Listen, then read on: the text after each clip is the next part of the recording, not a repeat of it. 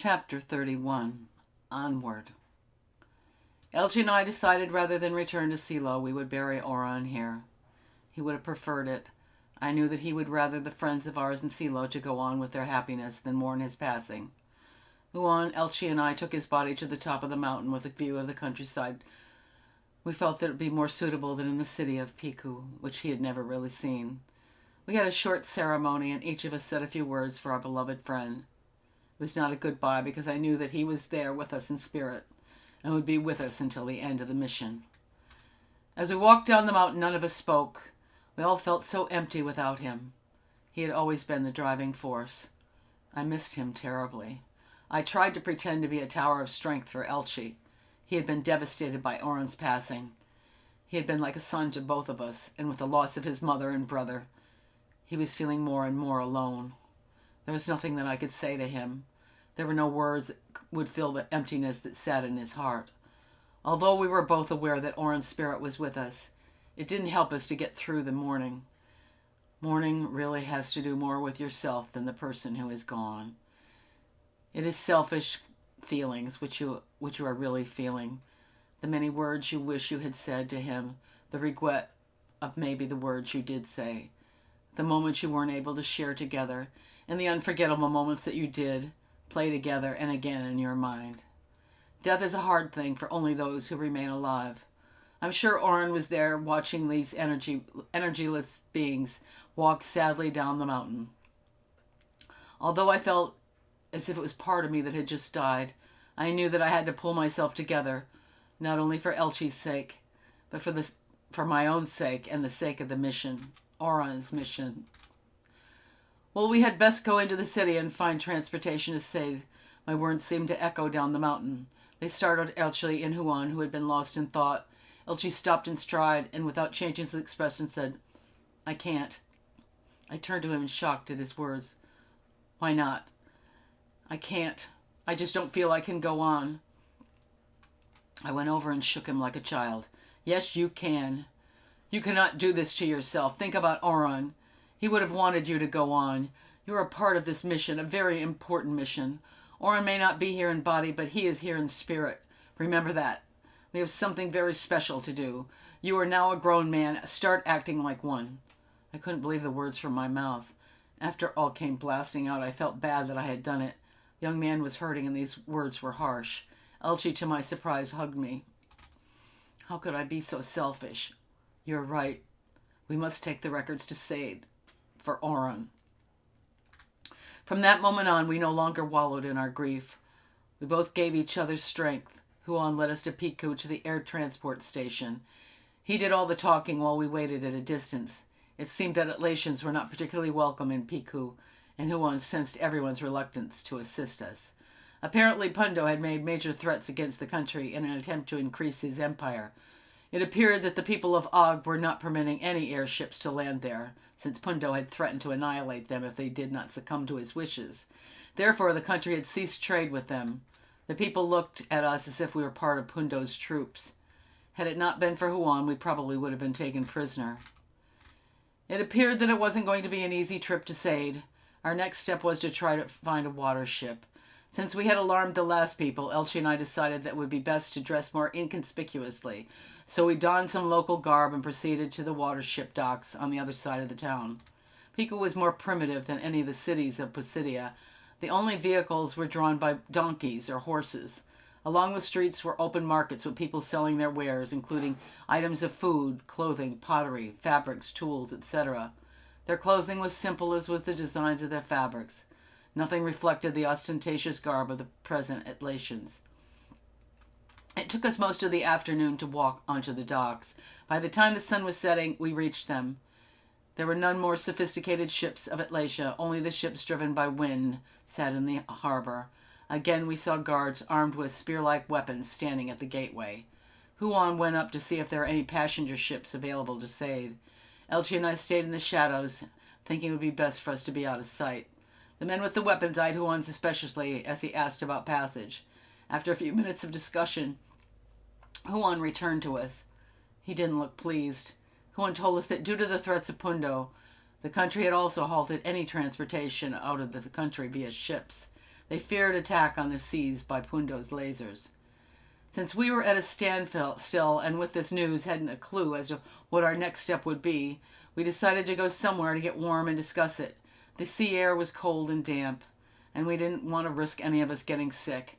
We found a place just a block from the docks where many seamen were sitting drinking and talking. We walked in without drawing attention and seated ourselves at an old wood table. The place was loud with voices as the place was filled with seamen. We ordered some tea from a man who looked like he had been to sea many times himself. His skin was like leather and his voice was husky. Huon ordered the drinks. Elchie and I kept our voices down so we would not attract attention with our foreign language. However, it was very loud in there, giving us the security that none would hear us amongst the roar of the crowd. "Well, what are we going to do now?" Elchie asked. "I don't know. There must be a way." I was feeling terrible. I had no idea what to do. "Perhaps we could get the airship that you came on to operate with the help of someone at the airship station," Huon said. "No, that's impossible. We considered that first, and it was impossible. There's no power left in it, and we would need assistance from ATLATIA. How about if we were to get a small boat?" "Are you crazy, Huon? Sade is over 1,000 miles away." I motioned for Elchie to be careful, and the server approached with our drinks. Huon paid him and thanked him. After he was out of earshot, we resumed our conversation. "Perhaps we could do a repeat performance that we did in ATLATIA," I said. "It's impossible. There are only 3 of us, and I doubt we could lure anyone near the sea if Pundo is about to attack the country." I was afraid that Elchie was right, but I was at a dead end. We were trapped. "We may have to return to Silo and wait till we are able to travel." "No," Elchie was adamant. "We have to go now. You heard what Rhea said. Our time is short. We can't wait." Again, Elchie's voice raised so that I was sure he was heard by others. "Shh! Keep your voice down," I warned him. Then suddenly a swarthy large man sat at our table. To our surprise, began to speak to us in ATLATIan. "I couldn't help but hear your dilemma. I think that I can help you." We were all startled by this big man's sudden intrusion into our conversation, and the fact that his ATLATIan was very fluent was amazing. "Who are you?" I asked. "I'm Zarpen. I am the man you needed to meet." Now we were really baffled. What did he mean by that? "Are you from ATLATIA?" I asked. "No, I'm from everywhere. I travel everywhere. I live everywhere. My home is the sea." He sat back on his chair, revealing his large frame. He was as tall as I was, with twice the width. I couldn't help but wonder what he wanted from us. These days, unfortunately, when a stranger meets you in a city like this, there's always a catch as to why he'd be interested in you. Unlike the hospitality small villages like Huon demonstrated, here in Piku men were different. They were like the men of ATLATIA, out for their own gain. What did this man have to gain from our meeting, and why was he concerned with our affairs? He turned to me as if he were reading my thoughts and said, "You are suspicious of my nature. Don't be. I am a friend. I will help you." Elchie, also suspicious, added, How did you know we need help?" "I can smell it in the wind." Huon, Elchie, and I looked at one another, not knowing if to believe this man or not. I decided that we had nothing to lose, and we might just as well go along and see what it was he wanted. "Do you know what we need?" "Yes," he laughed, a low, hearty laugh. "You need me." I could see that he was making Huon nervous. "What do we need you for?" Huon looked at him directly in the eyes. The large man put his immense arms on the table, crouched down, and whispered, "You need me to take you to Sade." "You overheard our conversation?" Elchie asked him. "Yes, but when I saw you 3 walk in, I knew that you needed me. I will take you to Sade." This was unbelievable. I thought I must be dreaming or something. Just a few moments ago I was ready to return to Ceylon, and now a strange man comes up to us and tells us he will take us to Sade. It was too amazing. "Why?" I asked him, still suspicious of his motives. All eyes were on him. The sounds around us seemed to disappear. The only thing we could hear was the sound of this man's voice. He talked low and slowly. "I was told many years ago that someday I would be a part of something great, that I would help to bring the records of mankind to its final resting place." Elchie, Huon, and I were flabbergasted. How could he have known of the records? We had never brought that up in our conversation since we came into the cafe. He continued with great sincerity. "She said that when the day arrived, I would know. I know that the day has arrived, and it's at you that I will help. As I told you, I have lived everywhere, and I once lived in ATLATIA. I had my first assignment on one of those great water ships that rode on the beam of the laser. I was at the helm when a very beautiful woman approached me. She told me these things, and I shall never forget them. "Where was your ship going?" I asked. "To Sade." It was as if someone stabbed me in the heart. I knew that it had been Miram that had told him these things. I became choked up. Did she say her name? No, but later on the ship I learned of it through a little boy that insisted on helping me steer. Her name was Miram. Before I could say anything, Elchie broke in. "Was the little boy's name Pizarro?" "Why, yes, I believe it was." Both Elchie and I began to laugh and cry at the same time.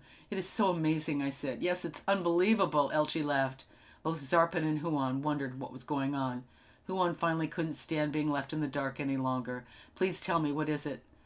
"I'm sorry, my friend. It's just so incredible. But when Miram is involved, nothing is incredible." "Who is Miram?" he asked. Suddenly I saw her before me. She was the most beautiful woman in the whole world. She was the high priestess in ATLATIA. She had many powers, and even though dead, she amazes me. You see, Huon, she was my wife." "She's dead?" Zarpin asked. "Yes. She was killed on another ship returning to ATLATIA. And the helmsman on that ship was my brother Pizarro," Elchie told him. "The ship had been attacked by Helm because the Princess Sade was aboard." "I'm sorry for both of your losses. They were a joy. Please let me help you." "Of course," I replied. "Do you have a ship?" "Yes, a fine ship for a wind ship, but she'll get us there." "Will there be any problem leaving Piku?" Huon asked.